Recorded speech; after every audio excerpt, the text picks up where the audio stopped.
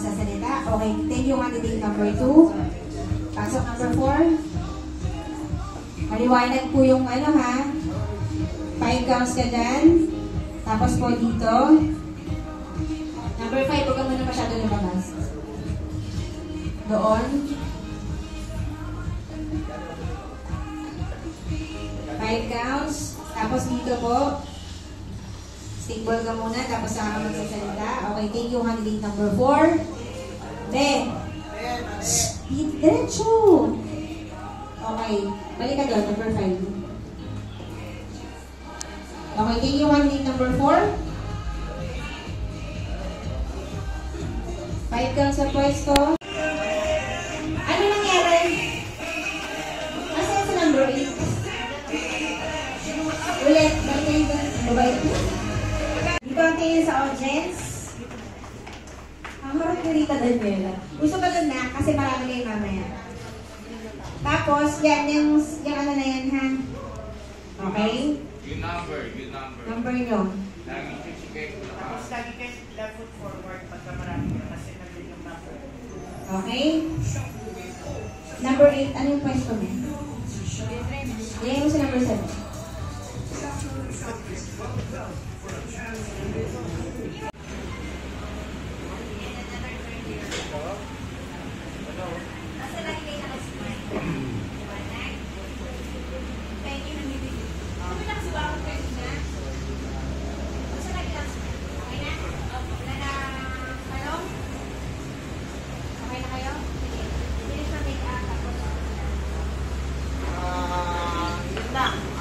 Nag-ano muna sila? Candidate number 4.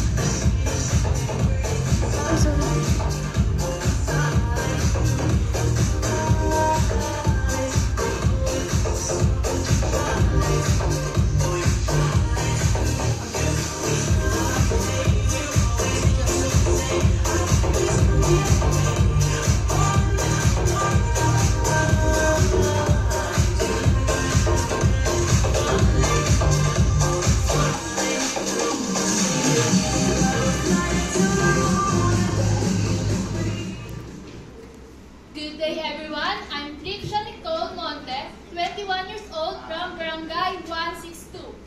In everything you do, put God first and He will crown you success.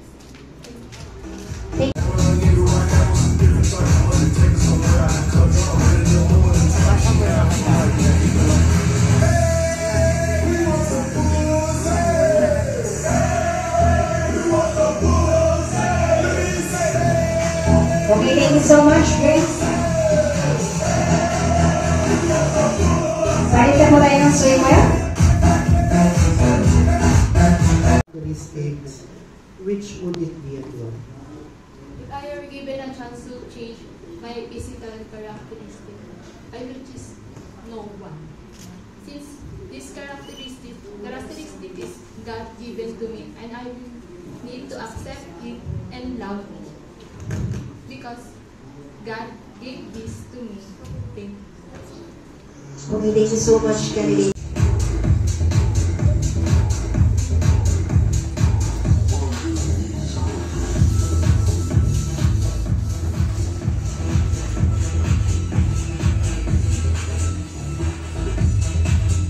Okay, everyone.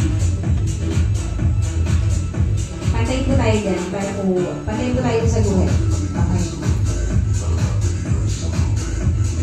Stay together po. Okay. Please turn to your right.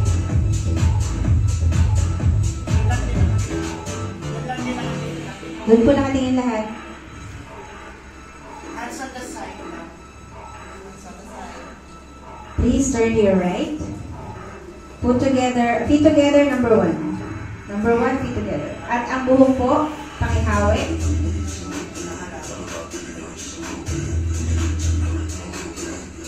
Please turn to your right. Feet together, mga anak. Feet together. And last, please turn to your right. Give your best pose.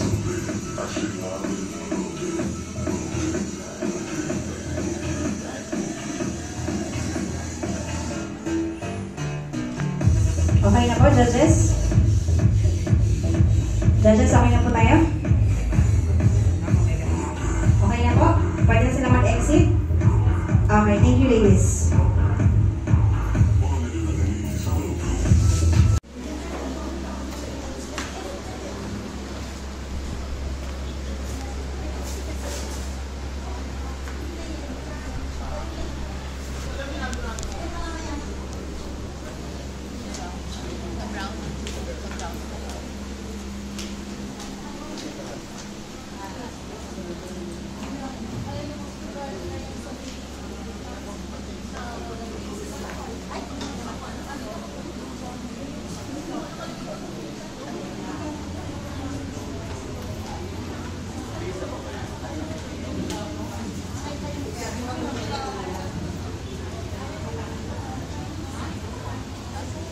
Tingin doon.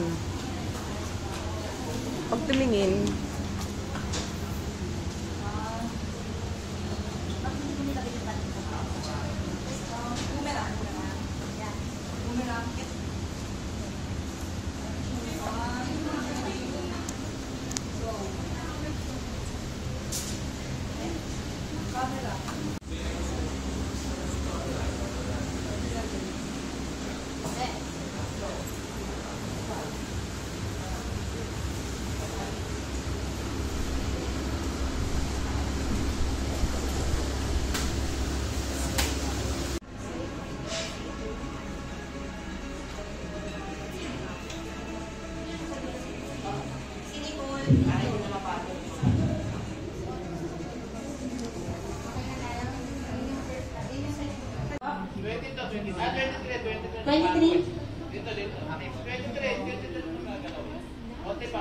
Pati pa daw na.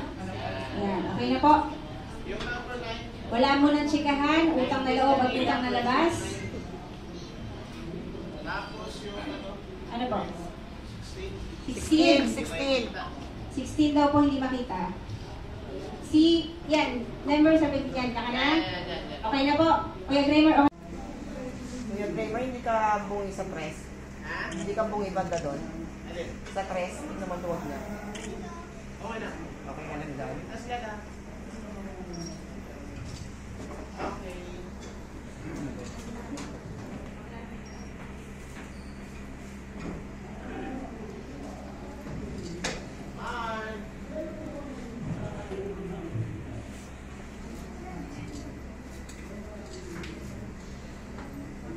Okay na po. Saka. Okay. Okay po. Of Santo Tomas, and I aspire to help the vulnerable members of our society. Thank you.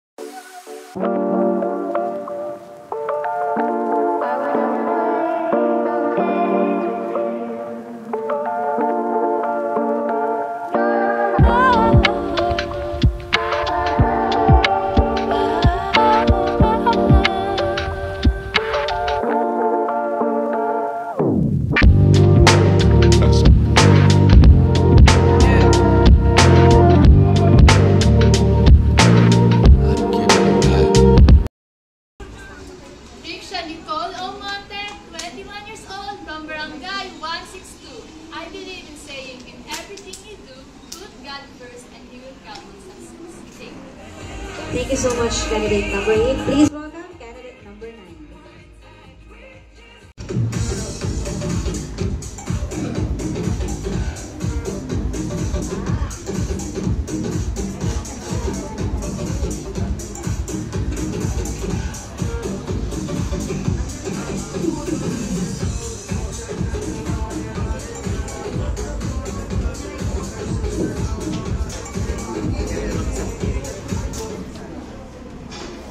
Candidate number 8, your name again, please. Diksha. Are you nervous, Riksha? Not really. And how are you today, Riksha? Okay, that's good. Good to hear. If I may ask, what is the biggest challenge young girls face today? The biggest challenge that young girls are facing right now is nakaroon sila ng anak at early age, which is dapat after ng ikasal ka na nagkakaroon ng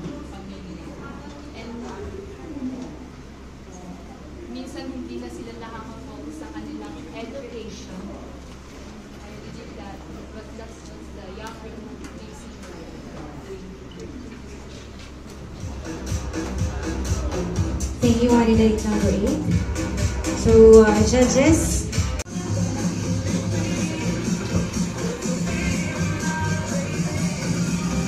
Alright, ladies, stay together. Please turn to your right now.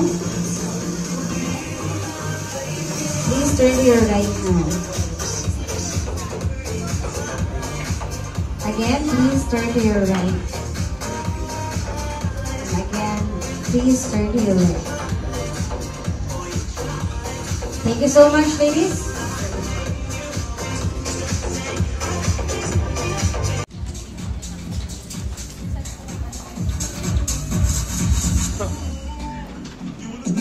Okay.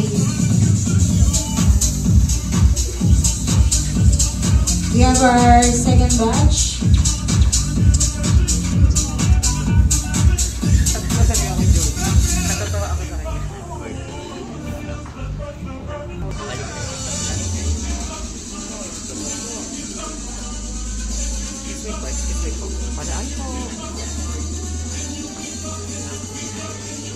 Okay, ladies and gentlemen, here is an aspiring candidate for Miss Caloocan 2023. Candidate for Miss Caloocan 2023.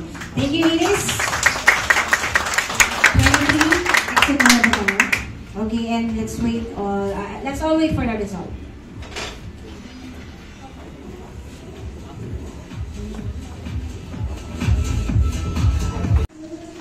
I guess we'll call our panel of judges also.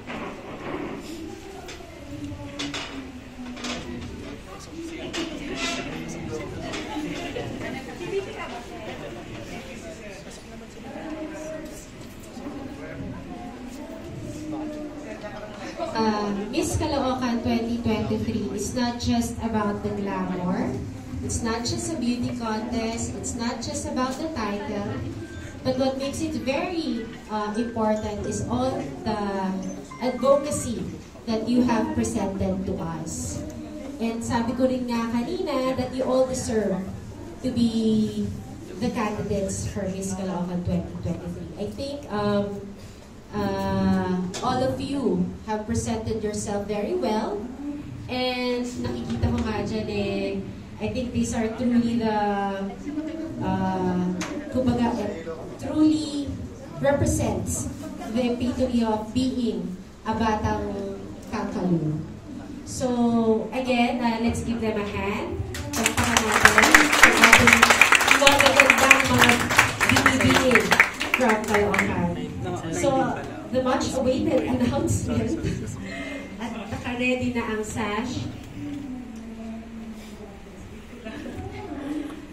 So I guess, let me present to you the 23